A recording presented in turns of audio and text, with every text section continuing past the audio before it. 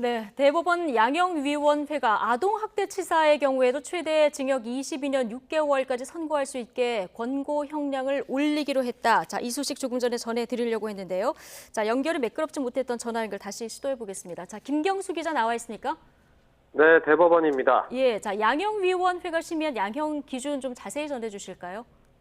네, 어제 대법원 양형위원회가 양형기준 수정안을 심의하면서 권고 형량 범위를 논의했습니다. 권고 형량은 말 그대로 권고라 재판부가 반드시 따라야 하는 건 아니지만 일선 재판에서 준수율이 90%를 넘기 때문에 의미가 큽니다. 이번 양형위 회의 결과에서 가장 눈에 띄는 건 아동학대 범죄에 대한 권고 형량이 상향된 부분입니다. 오늘 그 결과가 공개됐는데요. 현재 아동학대 처벌법상 아동학대 치사의 양형 기준은 기본적으로 4년에서 7년 사이의 형을 선고하도록 권고하고 있습니다. 이걸 최대 8년까지 선고할 수 있도록 상한선을 높였습니다. 가중 형량도 늘었습니다. 죄질이 나쁠 경우 아동학대 치사죄로 최소 6년에서 최대 10년까지 선고 형량이 늘어날 수 있는데 이 범위를 최소 7년에서 최대 15년까지로 대폭 늘리는 방안이 논의됐습니다.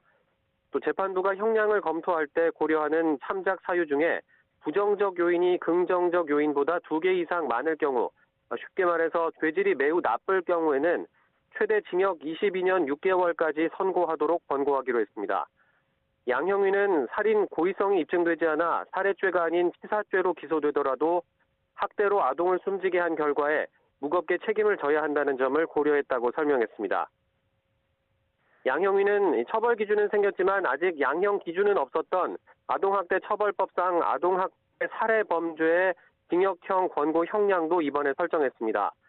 최소 17년에서 최대 22년 범위에서 형량을 정하되 죄질이 나쁠 경우 징역 20년 이상이나 무기징역 이상도 선고할 수 있도록 했습니다.